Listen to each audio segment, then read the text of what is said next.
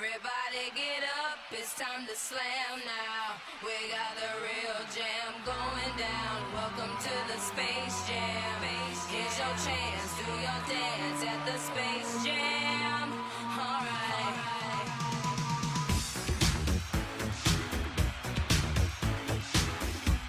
Hello and welcome to Let's Talk Podcast, a one-stop shop for video games and pop culture news.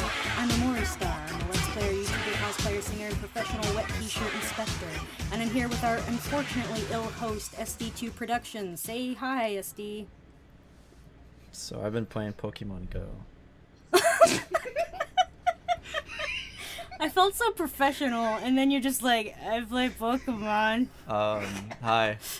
I'm SD2 Production. I'm sick. Not in the good way. Not in the 90s way. In the early 2000s way. I'm like Wow. I'm like Nickelback right now. Oh no. Oh jeez. Doctor, he has a severe case of the Nickelback. What shall we do? Put him back on the shelf. Look at this photograph. How did my eyes get so red? What the hell is on Joey's head? Why do I know the lyrics to that song? I don't even know anymore. It's I'm Curry progressing. Son Curry and We also got Curry over here. Eager Curry. Eager I've Curry. Negated my duties and just go for it. Why is my t-shirt wet?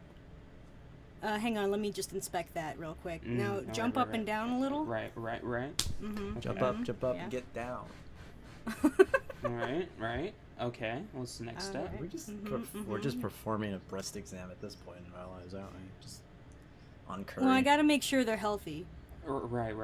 It's true. Men's breasts. Why are your health is nipples so very white? important. Feels kind of Why are they funny, so but, you pink? know. Pink nipples. Okay. Are we done? Yeah, here? we're Can- done. I can go Somebody now? to start with their week, I guess. Okay, I'll go. So yeah, I've been playing Pokemon Go also. And what else? Oh, I actually saw the Ghostbusters movie, which I have to tell you about it, guys. Okay, so I went. It was opening night, Yay. and I went. It was like Friday or Saturday night, I think. How was? It was like whatever it opened. We were the only ones in the theater. Are you serious? It was opening night. We're the only ones. It came out on Thursday night, and I know that that's weird because I know that at my theater it was like a big deal. Like everybody went, and they even displayed the hearse from the movie in front of the theater, and it was like I wish our theater did that. They did not. We were just the only ones there, which was kind of cool to be honest, because I haven't had that like ever. So, but, you know, I saw it, and I was giving it so much crap because I was watching the trailers, and I thought it was going to be this bimbo-y, yeah, girls, it's like Ghostbusters, but with girls, that's all it is. But actually, some of the jokes were pretty well thought out. Some of the characters were very developed. They all played good parts.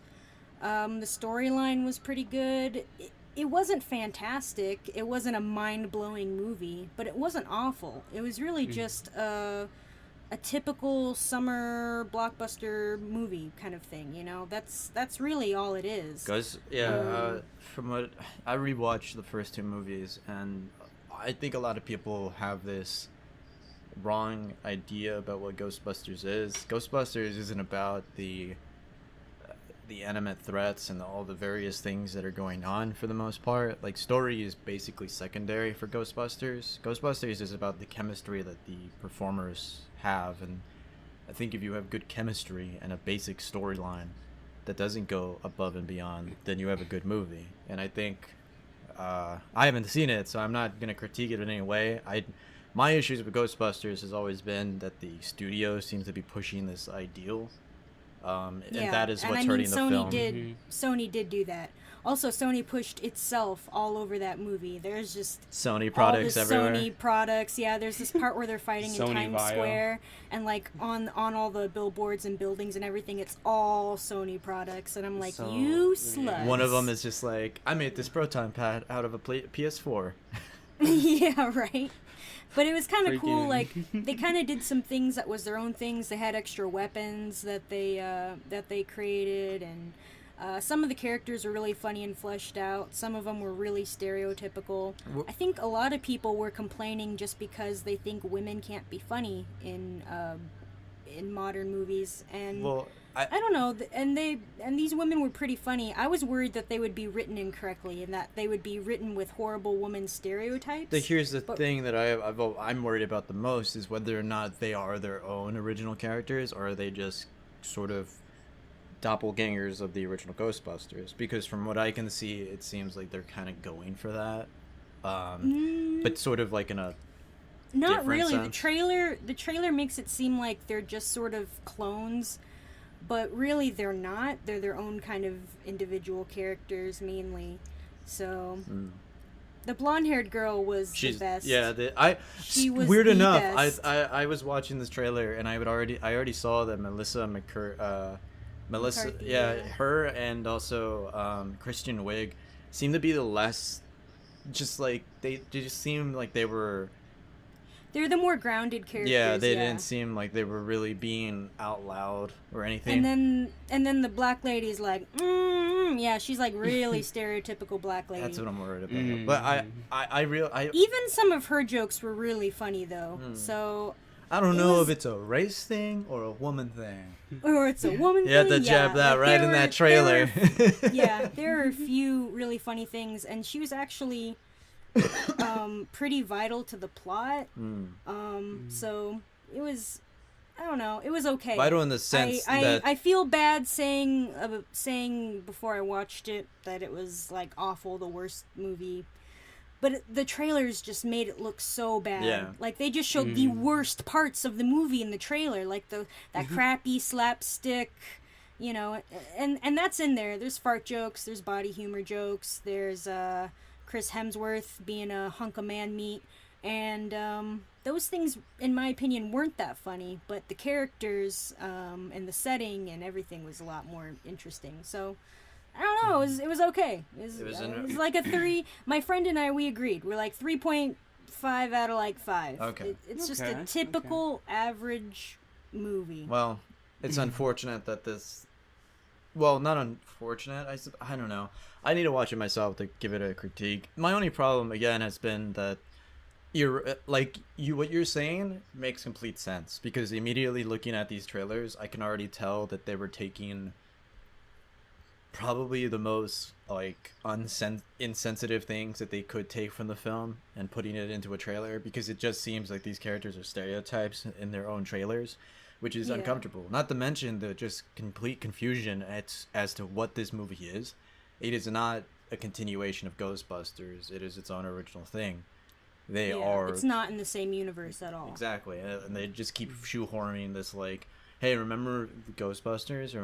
Remember Ghostbusters? Do you remember Ghostbusters? And it's just like, you want us to think about these people as their own people. You shouldn't remind us of the classic. But all that being said, I'm not exactly sure when I'm going to see it. I'm not exactly that interested in seeing Ghostbusters. Personally, I'm more or less just waiting for Suicide Squad. Oh, okay. If you want to see Ghostbusters, I would wait till Redbox, honestly. Yeah. Redbox it. I had free movie tickets, so that's why I went. I was like, well, PM, I'm not paying for this. Was it Pretty Much It, which is another review, people who... Or no, who was it? There was this fantastic review series that kind of gave it the ratings of just like DVD, rental, don't buy it, and then like matinee, and then dollar movie. Okay. So like, would you say that this is a DVD kind of movie or a rent or? I would say it's a DVD or a rental movie. It's not terrible, but I just wouldn't see it in theaters. Like, there's no, like, they're like, do you want to do like the D-Box experience or the IMAX? And I'm like, Ghostbusters? Nah. Like, this isn't one of those kind of movies. Could you tell me whether or not, because it's very evident that this doesn't have the same feel as Ghostbusters, but could you say that it sits well next to the Ghostbusters movies? I think there's a lot of nostalgia behind the Ghostbusters, and that's what really angers people about it. if you were to take away all of that nostalgia and just put it as its own standalone movie and put it next to the Ghostbusters movies, I think it would be fine to put it in that same category as those movies. It has a lot of the good same elements in it. It's just and it's polite to the fanfare and well versed in its like cameos. It has like everyone who's alive still made kind of a cameo there. And I had when you see it, I'll let you know. But my friend and I had like a headcanon that this is like takes place in the same universe as Ghostbusters, but the Ghostbusters like didn't get together, and so like nothing ever happened, because you see all these like all the cameos of the Ghostbusters and they're in similar jobs but not the same jobs that they would be if they had come together and become Ghostbusters. And so we had a little headcanon going on about that. Ernie Hudson is like an exterminator. He's a funeral director. Jeez. Yeah. And Dan Aykroyd is a taxi cab driver, and Bill Murray becomes a skeptic, and I don't know. Oh yeah, they kill Bill Murray. Jesus. that part. I mean, it was a justified kill because he was like an ass in that movie. Like they purposefully made his character that way. But like I looked over and I'm all like, did they just kill Bill Murray? My friend's like, yeah. Yeah, I think seems they like just killed Bill Bill Murray Murray. gets killed a lot in modern. He gets killed a lot in these horror modern movies. Yeah. Modern comedy horror. Do you have any regrets? Anything Garfield? else happen to you this week? I played a lot of Pokemon Go. Caught a lot of Pokemans. Building my studio. What else am I doing? Yeah, I got all my little soundproofing. What else did I do media anime wise? Watch Galko-chan! And I watched Sakamoto Deska! And man, those are weird. Watch them, but they're weird. Yeah, so that's what I did. Curry, what did you do this week? Well, this week nothing.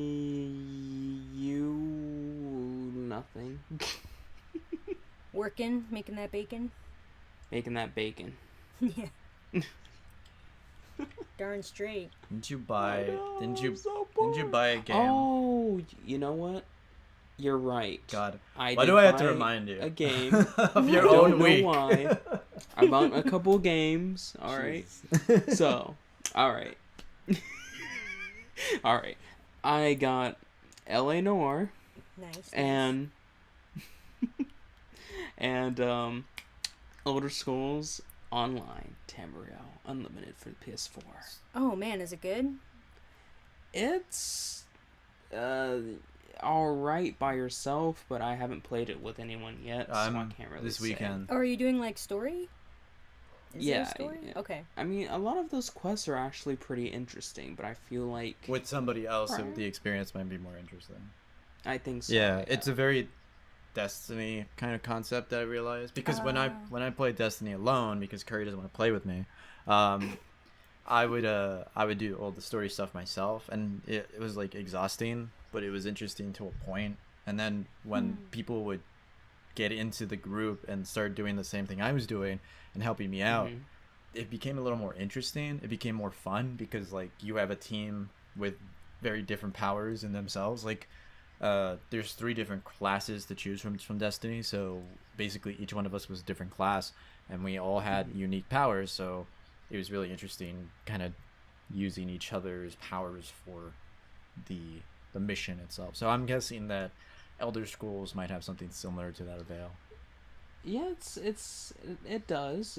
Yeah. Ooh. Except there's not really a hub world. It's just it's a Well, yeah, it's like it's an open sandbox. world, right? It's yeah, it's like an open world sandbox kind of MMO. What is your RPG class of choice? Like in that, and this isn't just in Elder Scrolls, this is like in general. Like what would you say you are like, what you would choose to be in an RPG? I usually choose warrior. Yeah. Yeah, or sometimes rogue, but mostly warrior.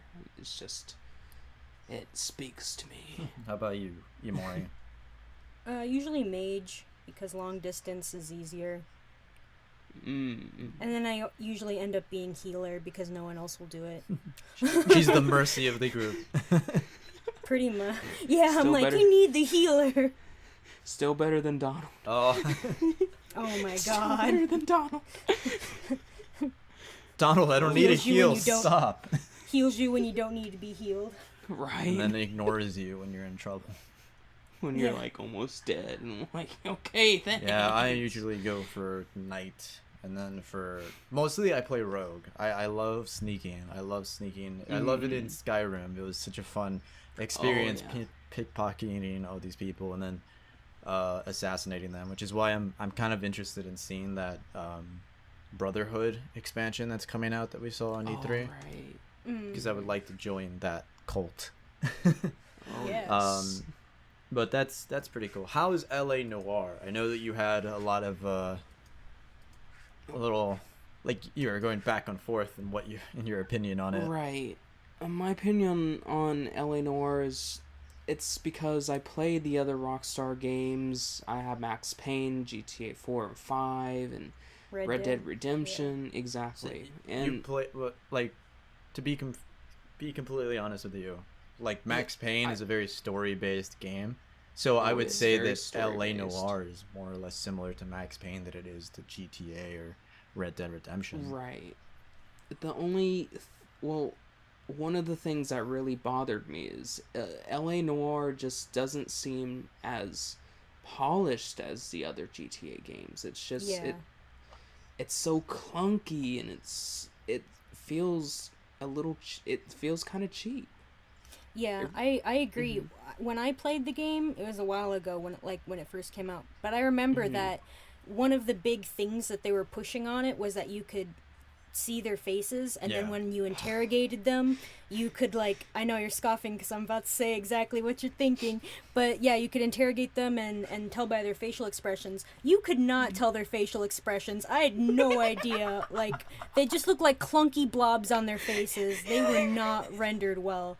And I'm just like, I can't, what are you angry? So I'd be guessing. I was guessing the whole time and failing, and I was so mad. And then the walk movement on the guy is just so clunky when you're just walking around, and you have to find clues, and you can't see anything, and I was just so Right. angry. I was It's angry frustrating. because it is frustrating. It made me angry because I know that they could do better, and I know when the technology gets better, probably they could redo that game and it would be like amazing. But That being said, like, gameplay of, because it's very you're right, you're completely right. I think LA Noir has its issues. Its gameplay is very non-Rockstar, strangely enough. It feels like this was created by a B Right. team of some sort. I just want to know, Right. like, what you think of the story. Do you think this is an IP that Rockstar should continue later on, or they should just drop it altogether?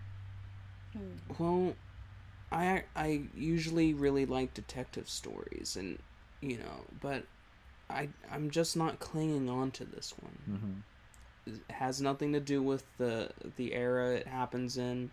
It's just the way it was pulled off, in my opinion. It just didn't feel like As- the name says it Yeah. does. Like, I love noir storylines. I love the century this game takes place in. It's unfortunate that Oh, the yeah. story and the overall gameplay are so uninteresting. There's the story. I don't know if you're gonna keep playing Curry, but story gets weird. But yeah, I feel like Rockstar now could do better, but I don't know if I even care enough to see a sequel of some sort. I think this IP is dead, because I also believe that other series that are going on now are much more interesting. Because I definitely. point out that Mafia 3 is coming out soon, and I think that yeah, is a that's much gonna more be good. interesting Oh, yeah. story, and like detectives, and it's just more interesting altogether. I think so as well. Agreed. It's just So I guess it's on to me for my week. I've been It's all you, buddy. dealing with throat cancer. God, don't say that. No, I've had a sore throat for a while. It's due to a lot of voice acting projects that I've been asked to be in, and also things that I've been working on. And it's been a pain in the ass, but I've been resting for the most part. I've been watching a lot of movies and anime, so I'm just gonna race through them. I'm just gonna give my personal opinion on them. I watched the entire Hangover trilogy again. I love those movies. Poor thing. I love those movies. What? I love the third one. Yeah, especially the third one. Oh. Oh, I think Mr. Chow is fucking curry incarnate. I swear to God. Oh my God, you racist. Stu, he go kill me. You want me? You want my ghost haunting you while you make fuck on your wife? Yeah, I love those movies. I will say this: the original movie in 2009 was a phenomenon. It was something that showed up out of nowhere, and it just lit the fire under Hollywood's ass to start making foul mouth R-rated comedies again. And through that we were able to get like Step Brothers and various other big movies and big names like Pineapple Express. And then I think the sequel is unneeded. I think the sequel is just uninteresting because it's like what everybody says. It's basically the same movie. It's just the setting is in a different place. Yeah. And it feels like the third one is a much more complete story because it doesn't take the idea again and just regurgitates it. It actually does something new with it. And it actually seems more like a sequel than the second one because it actually feels like it's connected in an interesting way. That being said, I can see the flaws in these movies. I can see why people wouldn't enjoy them as much. But I as a teenager, in 2009, that blew my fucking mind. I was like, yeah, Hangover movie, great. Now as an adult, I'm starting to look at it as I'm starting to see some of the more interesting aspects of it. And I highly recommend people watching the DVD uncut versions because there are important scenes that are done more well. Like the characters are fleshed out really well in these deleted scenes, which is really baffling and Baffinating. That aside, that's they're good. It's a good trilogy. Even though the second one is just a carbon copy, it's still a good movie. I would even say like if you watched it alone, that movie first, like without even the context, you probably would enjoy it. That being said, I also watched a shit ton of anime. What did I watch? I watched Gal. What is it called anymore? Oh, Oshiete Galko-chan. Yeah. Please tell me Galko-chan. Galko-chan.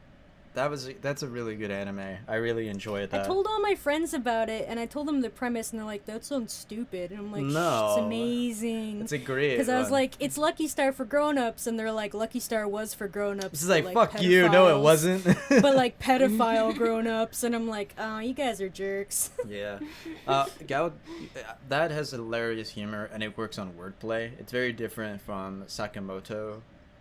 Sakamoto is so weird. Sakamoto is more slapstick and physical humor oriented, it seems. Yeah. It feels like Galko-chan is more wordplay. It uses the characters and their conversation in an interesting way. It's much more believable humor. Yeah, that's right. You're right. It is more believable. Sakamoto was so out there humor. And that freaking jazz theme that would play whenever he would do something cool is just stuck in my head. It's like, do do do do do do. Like whenever like he would do something really cool, there's this theme that just plays out of nowhere, and I'm just like, oh my god, this guy is too intense. Just JoJo poses, and then the jazz theme, and then in a normal environment, like he looks like Sebastian and Jotaro had a baby. Like that perfection is, it's just whoa, it's just ridiculous. That aside, I also watched. Oh my god, I can't believe I'm blanking out on all the anime I watched. You watched Star Driver, I think. Oh yeah, I did. You seem thrilled by it. Yeah. I can't think of any. Shit. I've watched JoJo. Oh right, I wanted to complain about Berserk.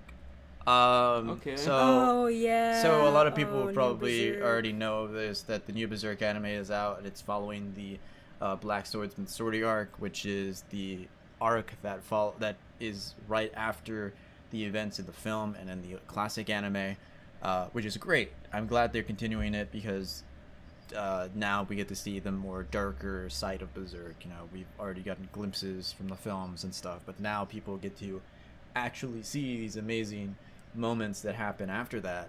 And the manga is so detailed and interesting in that respect, and those arcs specifically, that it's kind of annoying to see the CGI piece of shit show up on the fucking internet. The CGI is so bad, Yeah. and then it's like under rendered to make it look more like fluent animation, but it just makes it look really weird. And it's even more hurtful to see them actually try in certain moments, because they will have like a crystal clear amazing animation like for a couple seconds on a character's face, or just like on an event specifically, and I feel like the CGI should be used for the battle moments, not for these like specific zoom ins on these characters, because whenever they do that, it just looks uncomfortable.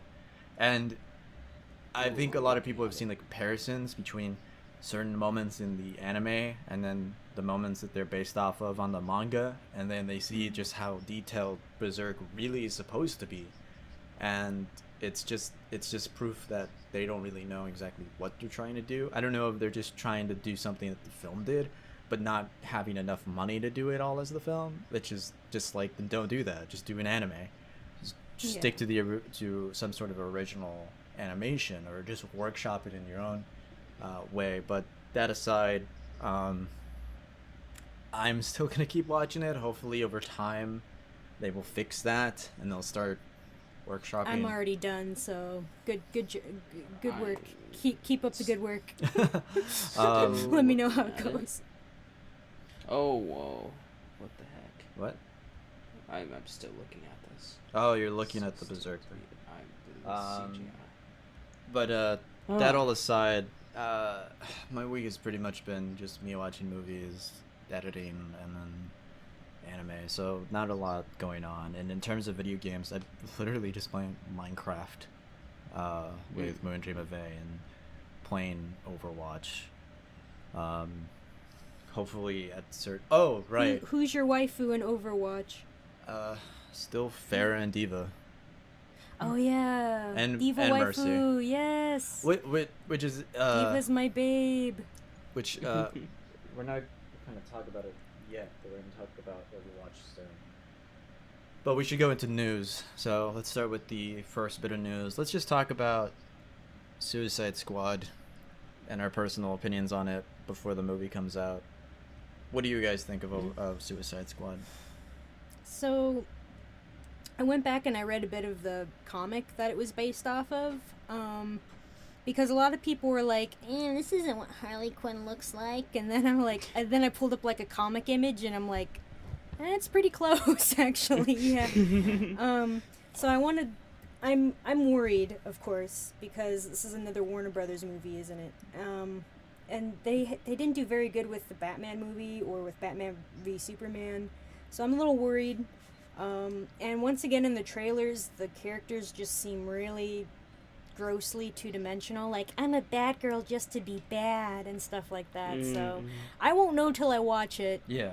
But it just seems I'm hoping too much that it's going to be good. Okay, so are you more or less you're on the side that you think it's going to be good, or are you just, or like where are you tipping over beforehand? If I had to place money, I would probably say it would be bad. Okay. But yeah, I would probably say it would be I mean, bad. we all hope that it'll be good. I mean, that's the general consensus. But I hope that it'll be yeah. good. Because with how it's been going with these DC films, it has not been going good. No, you're right. So I think more than anything, Warner Brothers understands that this is their time to shine. It's their time to introduce something within their world, because this is their Guardians of the Galaxy. You know, this is something that they don't expect to be amazing, but they expect to at least be able to win over people. Hopefully it will. A lot of people love the Harley design in this and stuff, so yeah, I'm not too thrilled about it. I wasn't in the comics. I think it looks really weird from the classic Harley in comparison. Well, yeah, so, I mean, everybody wants the Jester outfit. Yeah, so I just thought it looked kind of... Well, my favorite Harley outfit is actually the Arkham City one. The one where she has like that kind of maid outfit? No, it's like a nurse outfit. Oh, right. Yeah, but like it's kind of her own design too. I don't know if I have a favorite, honestly. I'm so out of the loop when it comes to DC Comics. Like, the last... even now, I'm still trying to figure out how I'm supposed to get into the New 52. And I'm so uninterested in the whole... New 52 is so... I'm so no. not interested in them trying to tie in the Watchmen shit, so I'm just not Yeah. interested. But that all aside, like, Suicide Squad looks interesting. I'm also in the same boat where I'm hoping that it's good. I keep looking at trailers and keep looking at all these various people who've talked about it, and I'm willing to give it a chance. Obviously, I'm willing to give any movie a chance, but I'm at the same boat. I'm thinking that it might be bad. I would put money on it being bad. I'm still hoping it'd be good. I'm gonna go see it, hopefully on my birthday, just to get a free watch out of it for my parents. Happy birthday. Thank you. Hope your gift Super doesn't suck. early. But yeah, like I'm interested in seeing exactly what comes. Like, I'm interested to see what they do with this, because that whole new universe that they're trying to create is so built on realism, and these characters, like you say, they're very two-dimensional. They don't seem real. So I'm trying to see what they're going to do. Not to mention the theories about Jared Leto's version of Joker and what they're gonna do with him and what he actually might be. And Yeah. I'm very much interested in seeing him more than anything else, honestly. True. That's the weird thing about this, is that I'm more interested in seeing what this will do to the universe than what it actually is going to be doing. Makes sense. But yeah, how about you, Curry? What do you think about the Suicide Squad? Well, it does have that dark undertone again, but that's appropriate for this kind of movie, I feel. I'm not really up on my comics, that's for sure. But one thing I do have to say is, I don't know if this has anything to do with the comics, but I've noticed that in movies lately, the government is always involved for a more serious tone. Like, I don't... Yeah, you're right. Like, it's kind of like an evolution of that 90s gritty thing where they have to make every movie, like, really gritty for some reason. But now they're like, you know what'd make it really real and gritty? The government. Let's get the government in there. And so, yeah, there's a lot of that in these movies, even in Marvel movies. Yeah, I think Civil War. But I mean, that was it's in the intentional, comics. and I mean, this is intentional too. But I think I understand what you're saying, is that it feels like, it feels really piped in. Yeah, where or Guardians of the like Galaxy, it was shoehorned more in. about like a couple of people who were against the government being almost forced to work with one another, and then all of a sudden realizing that they're the only people that can save the world, and then using that as a fuel to them, actually saving the world. And it was the government that ended up helping them, whereas this movie is built on the principle that these are bad guys and they're being forced by the government to save the world. Now, that being said, is that their overall goal in the end is to save the world, or are they going to go against that once they are free or given the opportunity to leave? That being said, I think that you're right. There seems to be a lot of that's another thing too, is that trend kind of. We are also not given too much on the world in general. One line in the fucking trailer that always irks me, because this also kind of breaks the immersion, or more or less breaks where the fuck this takes place, because there's a line in the movie where the president is there, or someone's talking to a group of people in the White House somewhere, and going like, imagine if Superman crashed in here and killed the president. It's just like, isn't he dead? So Yeah, exactly. Who didn't tell the director, like, oh yes, Superman dies at the end of Batman vs Superman, so don't add that line, or don't do that. Like, Well, I think that maybe that movie was probably in development before. but then that just makes me uncomfortable, because if this is supposed to be a unique look into that universe, and they're not at, like, they don't have, they goofed up their own continuity. like if already. you don't have, if you're not having frequent meetings talking about what they're going to do with this universe like Marvel does. Marvel makes sure that everything they say is related in some way. The discussion for Spider-Man to be in Civil War was way back when Amazing Spider-Man came out, and that's why the deals were going back and forth, and all of this talk was going on.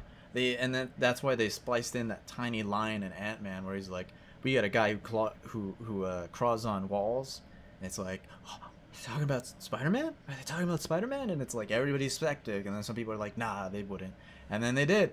And you know, there's these little things, these little lines, people will talk about those specific things. So this is just another moment of just going like, when the fuck does this take place, and does this even matter anymore? Like, is this really the Joker of the universe you're gonna show us? Why is there a Flash TV show? Why is there a Supergirl TV show? Why is there a Green Arrow show? If they're not even in this... Why is there a Daredevil? Well, no, Daredevil... Marvel has their shit together. I know that I sound like a Marvel, like... Marvel's the best, but they're the ones who have their shit together. It seems like Marvel knows what they want to do with everything. Their only thorn in their side seems to be Fox and Sony. But now Sony is kind of just going like, yeah, do whatever you want. Fox still trying to do something with X-Men, and I think DC needs to just, I guess, come up with a game plan, because it seems like they're really falling apart here. So I guess Suicide Squad will determine whether or not this universe is actually going to make sense, or is it just going to fall apart. Yeah. So let's move on to there you have it. Ghostbusters news. So Ghostbusters might not go out to China because China doesn't like ghosts, or China censorship basically is not allowing the idea of cults and devil worshipping, which is in the film apparently. And so they are not going to allow Ghostbusters to show, which might... China has really strict censorship laws, so they're very careful about what media they show. And I mean, I guess there's some mild occultism in the Ghostbusters movie, not enough to where I would think it should be banned, but I mean, I guess that's there. But it's all very subjective. Yeah, what they choose to... It's up to them, ultimately. Yeah. I think that the country might have something to say altogether if there was a census. But, yeah, we can't say much of anything against the country. I guess all we can say is just, like, that it's unfortunate for... it's unfortunate seeing how China seems to be the leading country in just blowing movies up that we don't like. Warcraft like made its money back in China. You know, it wasn't big in the States, but China fucking loved it. So I'm thinking the same thing, is that like maybe Sony is thinking like, well, they got the numbers back. This movie cost them 114 million, I believe. And the movie only made 14.2 million back. So that's a loss. That's a major loss. And so maybe, I don't know if they're going to try and get it out into China. If they are, then I don't know, maybe it'll work. I know that it's going to Japan. I know it's going to other Asian countries, but not China. China just in particular has very careful censorship laws. They don't even have Facebook. Like, you can't even use Facebook in China. Is it China that also censors pornography? Well, China and Japan both have very strict pornography laws. That's sad. Yeah, it is sad. Please donate to my charity. You send an uncensored porno to a Chinese kid. Hashtag all vaginas matter. Yeah. That being said, I guess there's some strange good news. Imori can tell us about this one more than anything. There was apparently, before the movie was released into America, Paul Feig, the director, had said that he is already working on ideas for the sequel. And he says that in the film there is a scene that alludes to the sequel. I think it's an after credit scene or something like that. Did you end up seeing that? I'm trying to think. At the end of the movie, it just sort of seems like it's sort of open-ended, where you could make a sequel, but you also wouldn't have to. Like, the end of the movie, I'll say it because it's not really spoiling anything, because you all know this is pretty much how it's going to end. But, there's this part during the credits sequence where they're pretty much just thanking the Ghostbusters, like, oh, wow, thanks, Ghostbusters. Key to the city! You saved the day! Well, they have, like, a fireworks show, apparently, or some crap, and then the buildings all light up and say, thanks, Ghostbusters, and all this blah, blah, blah. And what's funny is the government is in this movie, too. Like, the government wants to, like, hush up the Ghostbusters activities and the ghosts and stuff, so... Of course they are. Of course they are. I don't know if this movie will really do well enough to get a sequel, but I don't know. Sony's been pushing it, but I don't know if it'll be good enough. Paul Feige wants a sequel. I think he's more than anything. Of course he does. He thinks he can make some money off that. Yeah, I think the property is something that a lot of people are probably earning towards, because now, since the movie's out, new game is out, the phone game is out, and now Ecto Cooler is out, which is the only good thing about this. And then, of course, the new animated series will be coming out fairly soon. So we're back in 1989. Like, we're back when Ghostbusters was big, dealing with all the Ghostbuster stuff. Bustin' makes me feel good. All that being said, bustin' nut. Jesus. Yeah, I keep this podcast raw. Hey, girl, let me slime you. That all over. That being said, I feel like if they see, the problem now being is that if Paul Feige was writing a sequel and he was like getting ready for a Ghostbusters 2, what will they do? Because then there's all that fucking talk that they did beforehand about the idea of a male Ghostbusters showing up and stuff like that, and there's just a lot of controversy with a sequel, especially now that this reboot is out and people are judging it, and it seems a little premature to start yelling like, yeah, Ghostbusters 2 is coming. I'm Paul Feige. I have money. Give me more. I have money. And I say Ghostbusters 2 is coming. I don't know why he has that accent. He has a very flamboyant voice. That being said, I haven't watched the movie, so I don't know if I even. So as of now, I don't care if there's a new Ghostbusters 2 coming. This is just news at this point. I'm just announcing Ghostbusters 2 might happen. What's the next thing? Oh, right, Power Rangers. Yeah. New posters came out. New screenshots of Elizabeth Banks dressed up as the villain, holding what seems to be Kimberly, or the new Kimberly. And yeah, so Iron Man, Power Rangers, the movie looks interesting. Oh yeah. Bryan Cranston is fucking what's the big head? Zod? Zod. Yeah. Or not Zod. What's his name? I don't know. I don't fucking remember. All I know is that Zordon. Had to go way back in the memory banks. But yeah, they released all the variants, all the people and what their colors, what Rangers they're gonna be. It's gonna be interesting to see what this is. Remember, guys, this is the first of 7 films. 7 whole films. This is a series now. They planned it out. They know what they're gonna do. They know for certain that they're gonna succeed, and that 7 films will be made. I don't know. I'm pretty excited. Hopefully they do. I'm hoping that I'm excited it gets too. A better... But I know exactly what this is gonna be. This is gonna be fucking Michael Bay. This is gonna be a Michael Bay movie. The thing about Power Rangers #1 is that it's always been Michael Bay.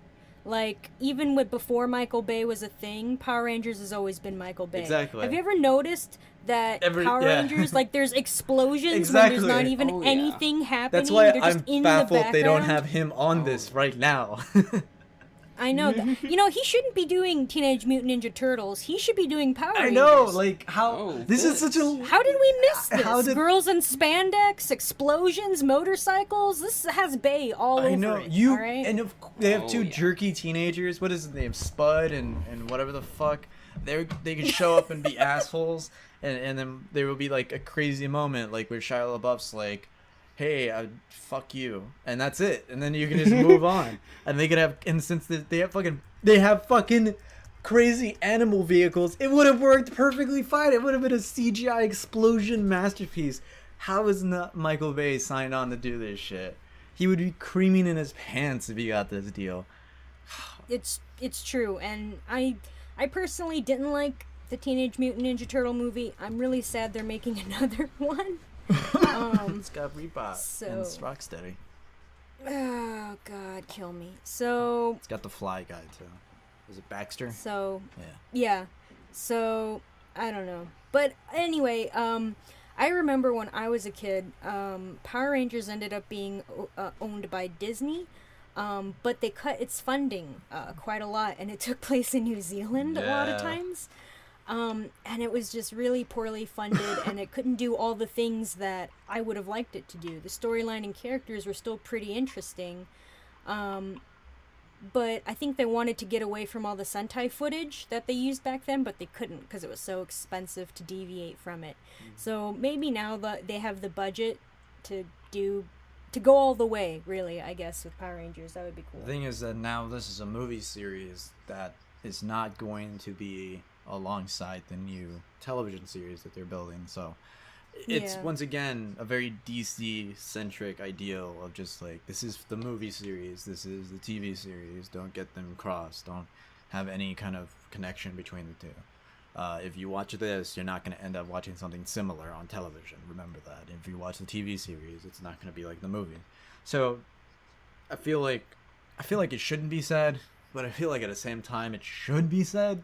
Because it seems really annoying when you have a fucking Flash TV series, and then the Flash shows up, and he looks nothing like the TV series Flash, and then the TV series has to shoehorn this fucking, it's an alternate universe. It's like, fuck you. Like, fuck this alternate universe, and I don't care.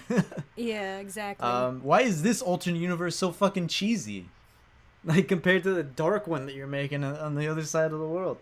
And why doesn't this Flash point to that? Because he's been Flash pointing to every other fucking show. So what the fuck, DC? Warner Brothers? Answer me this riddle. When the fuck is... Riddle me this. Riddle me this. When the fuck is the Lord of the Rings gonna just show up in the Flash?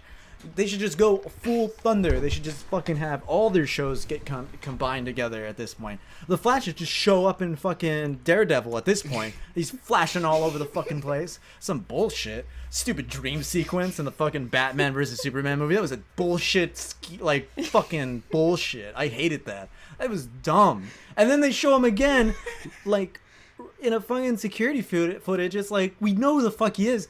Why is Lex Luthor designing logos for these assholes? That doesn't make any sense. What is he just sitting down in his home, bored as fuck, just on a fucking PowerPoint, going like, the Flash, he's like as fast as lightning. Oh, just put a fucking lightning bolt in and that's his symbol. Oh, Cyborg, he's a machine.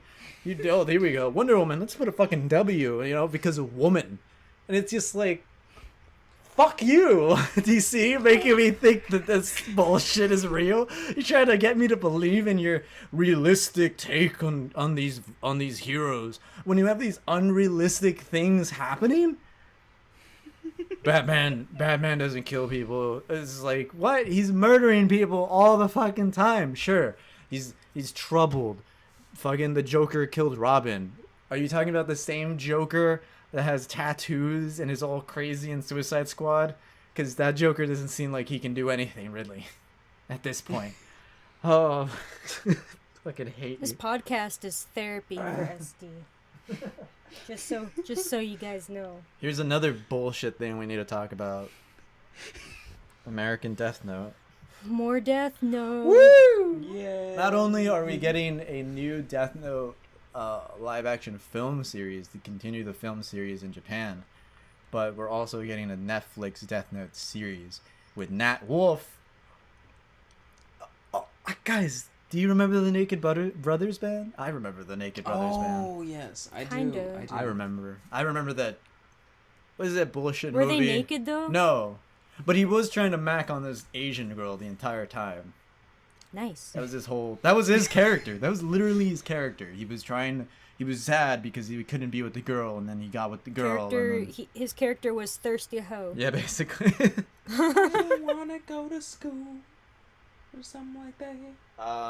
Yeah. But there was set photos in Vancouver where they're filming the series right now, and apparently there has been some photos of Nat Wolff as Light. He has sort of blondish hair. His hair is kind of up, which is very strange. It's gonna be a weird look. And of course, L gives a press conference as himself in a hoodie and a mask, and it's just like, why? That doesn't make any sense. He doesn't do that. He's supposed to be hiding, and he's like a young African American person playing L, which is perfectly fine. I mean, like, the casting seems very strange altogether. The fact that this is happening is very strange altogether, and I can already tell that they're not gonna take a lot of moments from the manga and actually try and attempt to do that and Americanize it. I think they're gonna try their hardest to do something weird.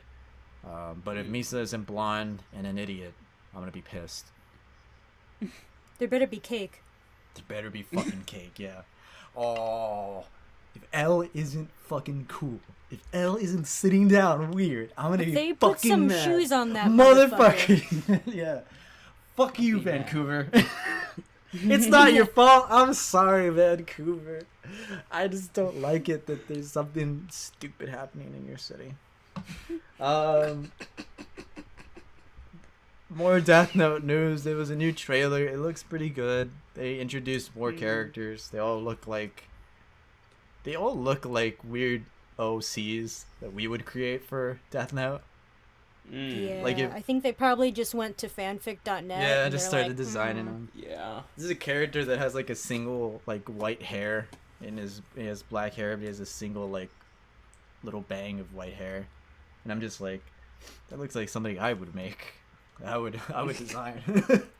Like Nier and L just had a baby, I guess. They're just like, there's fucking 8 Death Notes. And there are people in suits running around. Matsuda's back. He's an idiot.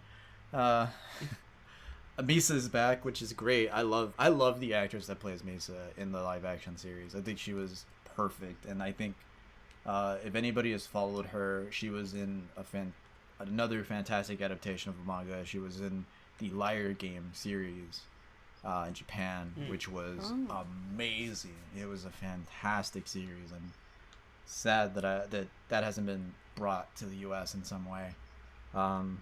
There was a Korean adaptation, I think, like last year or the year after that, or before. But that's it for Death Note news. Bury it.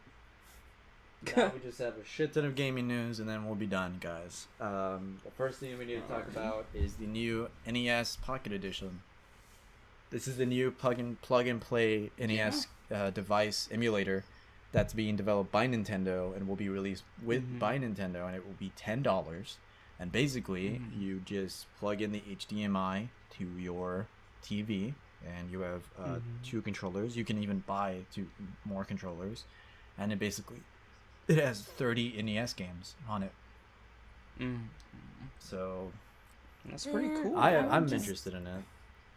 I would just play my Game Boy or my Vita if I wanted to, like, go out. I don't know. I don't know.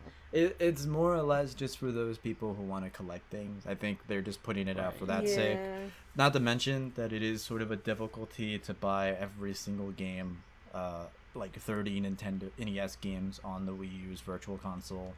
I think that they're, I don't know, workshopping the idea, just like, hey, this is very simple. One game in particular that I'm kind of blown away that it's there is Castlevania 2. I'm just like, what? Why?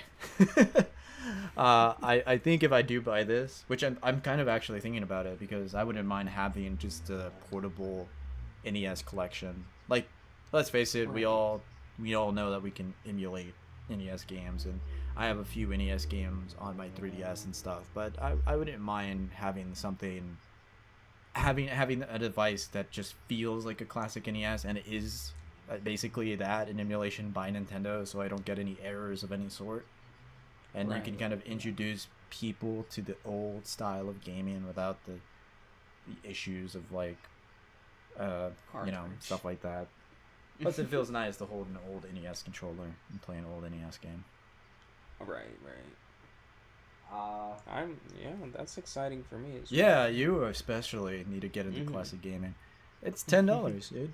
Super easy. Oh yeah. I guess we should start talking about Pokemon Go. I'm gonna start off by saying I'm totally out of the loop with this because he's been playing Snake. Curry's getting on that ping pong game. I've been playing that Snake though. He's going to Evo. What kind of game is this? He's going to Evo next year for Snake. I can only turn in 4 directions. What is this? The graphics are like 2-bit. Yeah. These graphics aren't as good as I thought they'd be. Right. They're good, next gen. So I guess we shouldn't dwell on this too much. I think we should just give our own personal opinions, like very fast, very brief, on Pokemon Go in general, and then we just need to warn people. Okay, so my experience, it's okay.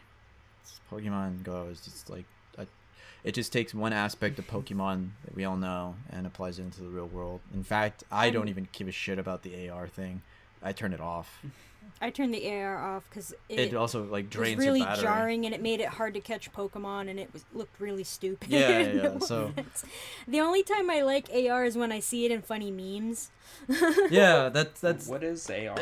It's the camera. Yeah, it uses your camera and it basically layers the Pokemon on top of your camera. Makes it so you see them Pokemon's IRL, but if not, then it has a generic grass background that it'll show on. Yeah, which is I'm personally angry that Nintendo is trying to make me exercise. Darn it, Nintendo! Well, you did this with the Wii. You did this with the Street Pass. They did it with Pokewalker. Did you forget about that? There's the Pokewalker. You're just trying to make me a healthy individual. That's not how. No, Nintendo. Mori's Pokemon Go experience was that she ate shit in the middle of the night. Oh yeah, I fell down a hill. So I'm so baffled by that. Like I've never I almost tripped once. I was like, is this what it was? So it was pitch black because the street lights don't work very well in my neighborhood. So it's like pitch black. It's midnight. I saw an Arcanine and I wanted it. And so I'm going, and then I realize I'm in darkness, and I panic, and I tripped, and I fell down this hill, and the hill was covered in rocks, and I got up. I lost my shoes, and it was all dark, and I scraped my knee. That's my Pokemon Go experience. I never caught it. That's sad. I never even caught Just it. the walk of shame back to your home. It was literally the walk of shame back. My parents were like, "What happened to you?" I'm like, "Nothing." Fucking Pokemon Go. Pokemon Go, freaking Pokemon Go. But so I think Pokemon Go for the most part is fine. I think it's when people become too obsessive, which is exactly what we should probably say, is that Pokemon Go for the most part is the most basic advertisement tool in the world. Because the moment I started playing it, I just kept thinking in my head, I can just play Pokemon. And I ended up actually playing Pokemon Yellow again, just because I was so invested in just playing Pokemon. And I think when they make that transition, I think that's what Nintendo really wants from us, wants out of this app for the most part. I think the whole idea so far has been just to do that, and it's working in some circles, but for the most part I think people are just becoming far too obsessive with this app. There have been fights, there have been deaths, there have been people just doing the stupidest things. There's these Pokemon gang wars and stuff, and tagging things. Team Mystic, Team Valor. Shut up, kids. Play Pokemon, you know? And you know what's sad is that I think it's mainly the grown-ups doing this ridiculous stuff. Yeah, too. exactly. The kids just want to play Pokemon. Kids just want to fucking play Pokemon. Exactly. It takes one aspect that it's so simple and so easily to do, and it's good because it makes you exercise. It gets you out of the house. It actually even interlocks you. Some of your friends will be like, "Did you get this Pokemon? Did you get this? We gotta go get this gym." It makes sense, Yeah. but adults take it to this entirely different point because they don't know the restraint a Pokemon should have. This is a fucking app, you idiots. Realize that. Realize that your life isn't supposed to be consumed by this. What you're supposed to realize is that you want to play a children's game, and you should just go and buy that children's game. Go pick up a Nintendo DS, Nintendo 3DS, and then go into the eShop, buy Pokemon Red for like $10, and then go back to GameStop and pick up a copy of Pokemon Ruby, Omega, whatever the fuck, and then play that, and then there you go, you're playing Pokemon again. I think that that's what it is. It's be a jerk freaking in Pokemon, not in Pokemon Go, where you're hurting people's feelings, Exactly. little kids and stuff. That being said, I've stopped playing Pokemon Go because I'm just not as interested. I know a lot of people who have stopped just because it's been interesting to a point. I think it's more so for those people who have never experienced Pokemon. I realize that they're the ones that are kind of becoming the most addicted. Oh yeah, especially with a few friends that I have that really don't like Pokemon, but they start playing this game, and they've become the most obsessed with it. Just singing the Pokemon theme, you're just like, you never even watched the show, you asshole. I'm like, you dummy. What? Walking around. Why now? Walking around with his backwards hat and his I've gamer gloves. I've noticed it's either the people who've never played it and they're having fun with it, or it's the freaking, hardcore fanatics, people. yeah. All my friends are so hardcore. They've watched the anime, they've played all the games, even the up-to-date games. And now they're like doing Pokemon literally, they're doing Pokemon Go literally just because it's Pokemon Go. And my friend he made this like Facebook group for the area that we're in to label where in each space you can get Pokemon, and he took us to like this park, and it was really busy because there's a lot of stops where you get Pokeballs and stuff, and this one guy in the parking lot was blaring the original Pokemon song. Like, we were walking in the park, and then I hear from this car, I just hear, "I wanna be the very best," and I'm like, oh my god, is that what I think it is? And my friend turns to me, he's like, yes. And this park was like full of people with their phones out playing Pokemon Go. It really is this interesting communal thing. Like, we would just like tap random people on the shoulder in the park and be like, what Pokemon are around here? What have you caught? What level are you? And they would just answer you. Most of the time people are like, don't talk to me. Yeah.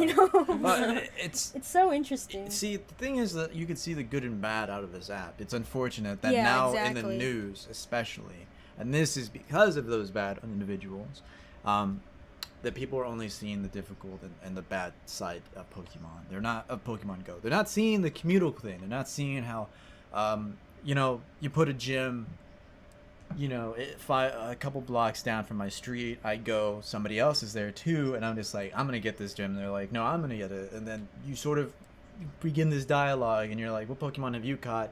You're going back and forth.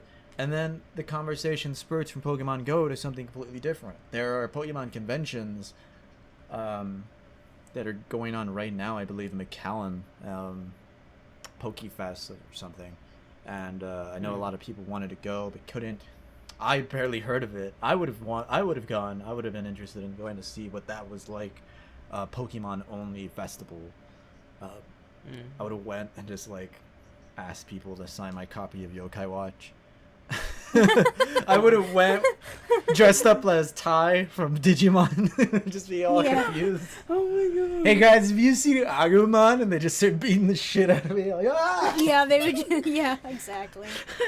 Digivolve. I would have just had the Digimon theme song from America start bursting out of my pocket. But yeah, I think there are a lot of interesting things to come from this. One very important thing to talk about is this super jump in Nintendo stocks after Pokemon Go. They are raking in the cash. They are doing really good, and this means two things. One, their next app needs to be big. Not as big as Pokemon Go, it just needs to be big. They already did the social thing. Pokemon Go is now their sort of AR type of community thing. They need to do a game.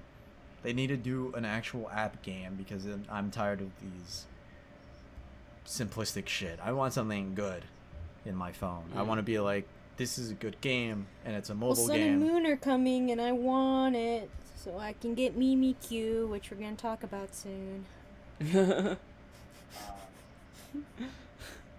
But yeah, Like, way to spoil it, Amori. I like the new Pokemon, but I'm not getting that game. I'm so uninterested. But I guess we should talk about it. Pokemon Sun and Moon. I'm ready. Revealed two new Pokemons. Interested. I want Mimikyu. Mimikyu is that Ghost Fairy. The cutest thing I've ever seen. It's just It's Dio. so cute. It's just Dio. It's so cute It's just and Dio. I can't. It's me. It was an I can't idea. look at that. I'm sorry. I think it's cute because it's this really creepy cute, which is like amazing. I feel like it's like my spirit animal. Like, it's not as good as Pikachu, but it wants to be as good as Pikachu. Well, the origin of it all is just that it once saw how popular Pikachu was, and then wanted to become Pikachu, so it was loved by everybody as well. Yeah, it just wanted to be loved as much as Pikachu. I just hope it's Pikachu. just not a shitty Pokemon in game. I think it's like a ghost fairy. It's a type, ghost. actually. It's a ghost fairy. I'm just hoping that it has decent fucking attacks. It's gonna be when I beef it up, because I'm getting that Pokemon. So you're officially now on Pokemon Sun and Moon. I'm literally gonna buy that stupid game just to get Mimikyu. So and it's so sad. let me ask It you looks something. like it will kill me or something. Which one are you getting, Sun or Moon? A lot of my friends are getting Moon, so I might get Sun just for trading. Yeah. But Moon looks kind of cooler. It's got a bat. It has that cool bat-looking thing. Alright. So, I mean, I'm down with that. I think it looks cute. I think the Pokemon they revealed are pretty interesting looking. These Pokemons are a lot more interesting than the ones they were revealing for Pokemon X and Y, that's for sure. I'm sort of just enjoying the fanfare, more or less. I'm enjoying the fan art. The fanfare is fun, yeah. How's the gameplay? Like, it's the same fucking game. Gameplay out? It's the same game. Yeah. Pokemon hasn't if you wanna changed see in it- years. Like, If you want to see it, it was featured on the Treehouse for E3. So if you go to YouTube and go to Nintendo's right. page or profile thing, you can see gameplay of it. It's standard Pokemon. yeah. I think there are some. But honestly, small- I want that because, like what SD said, playing Pokemon Go just makes me want to play Pokemon. So I guess it ready. also depends on like what generation you grew up on, so your interest in Pokemon kind of vary. I grew up with the first, second, and third, and those have been like my personal favorites. The third one being the one that I first played, and then I went back and played the first generation, and then I tried out the second, and from there like I just wasn't interested at all. I didn't care. That all being said, what are your favorite Pokemons? Eevee's my favorite Pokemon because it's that little hoe Pokemon. No, I liked it before there was like a billion evolutions for it. I just thought it was really cute. Looked like a little cute fox thing. So I have a bunch of like Eevee plushies and things like that. And now I really like Mimikyu also, so that's pretty cool. I think my favorite Eevee evolution is Sylveon because it just looks so cool, and it happens to be the transgender colors for males. And then I found out that most Sylveons are males, and then you can evolve it only through love, I guess. Like, it doesn't matter the evolution stone, it's just like you have to have a lot of love for it, I guess. So I think that's really cool, and I think it's a really neat looking design for an Eevee. What about you, Karan? Well, I also like Eevee, but I'm trying to think. I kind of like I like Charmander. Yeah. That's a good I one. like Charmander. Your starter. Yeah, fire type. Yeah. Mhm. Big fucking orange dragon. Yeah. Puff the magic dragon. Have you seen its mega evolution thingy? Oh my god. The Y like one is the Charizard's? terrible one. The X one is the best. Yeah. That's why it's in Smash. That's why. Yeah. I thought Mega Evolutions were gonna be so stupid, but then I saw Charmander and Gengars, and I was just like, oh yeah, I'm on board. I'm on board now. Gengar's cool. Yeah, mine is Gengar. I like Charizard. I like Eevee. Gengar is my Pokemon. I love ghost types. I like that he's a difficult Pokemon to get in general because you have to trade to evolve. You have to trade a Haunter, or get given a Haunter, and then you can have him. And I remember that being like my main goal when I got Pokemon X. I was just like, I'm gonna find a Haunter.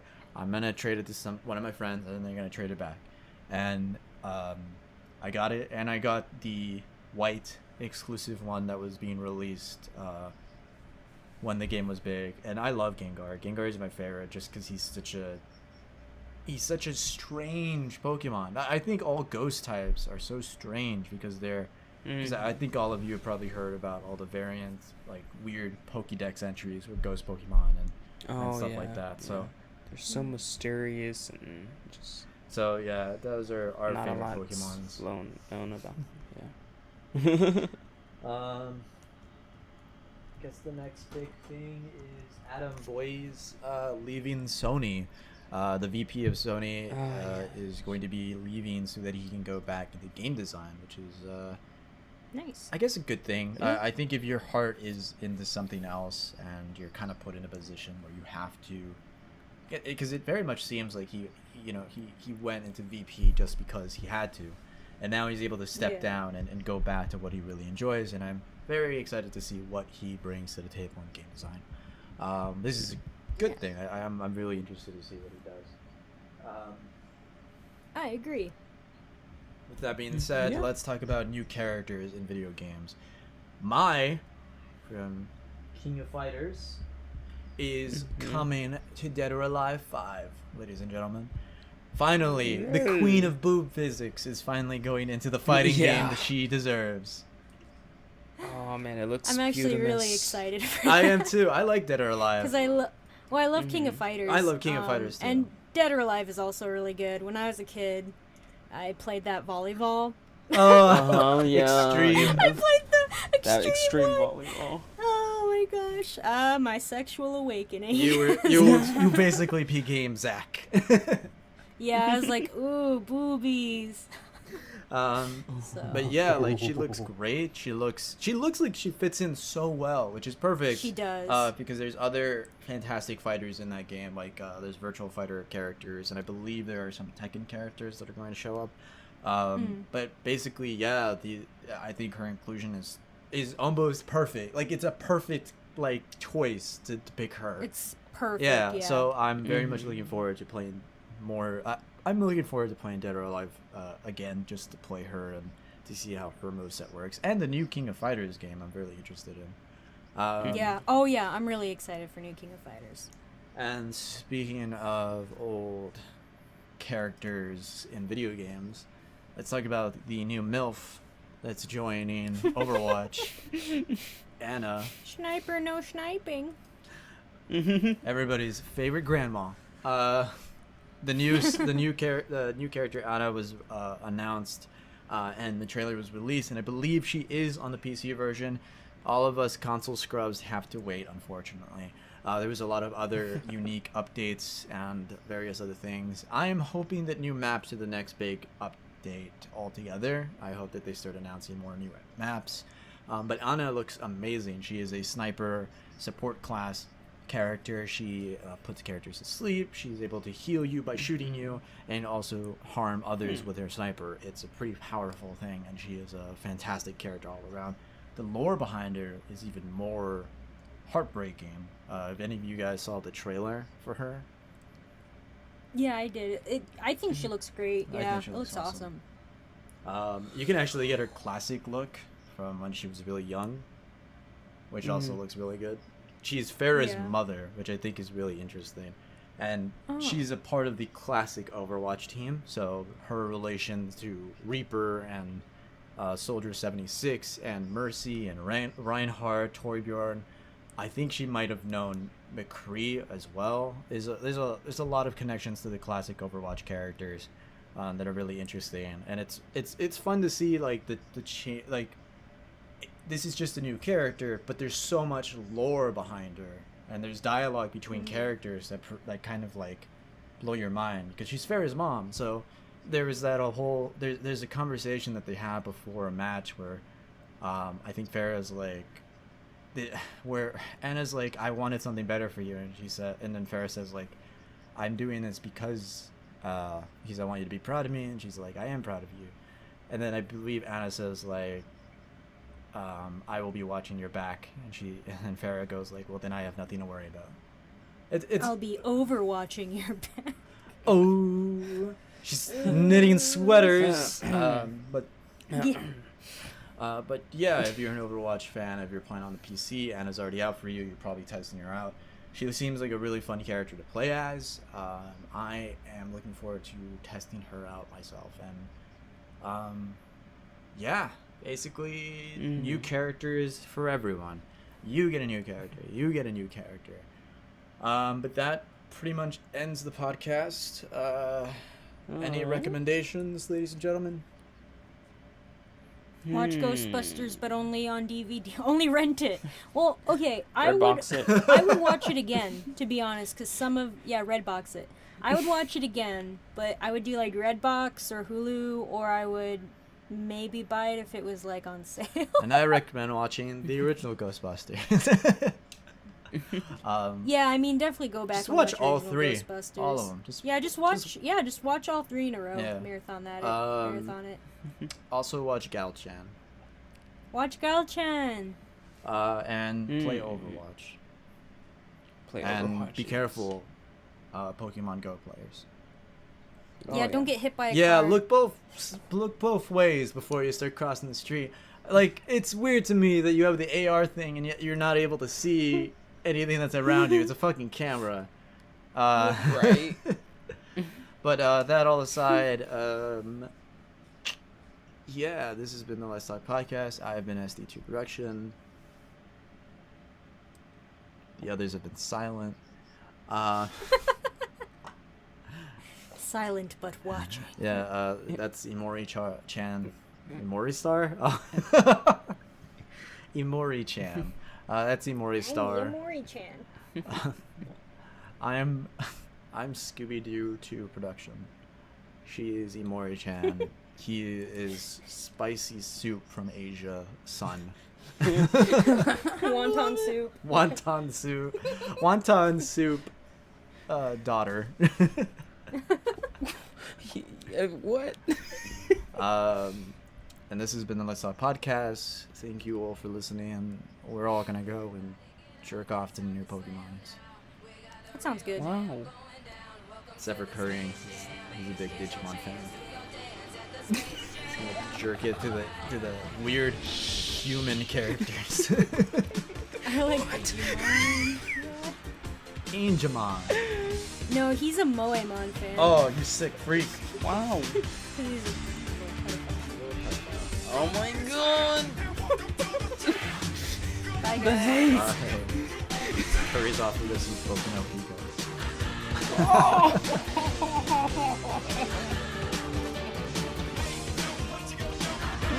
Me too.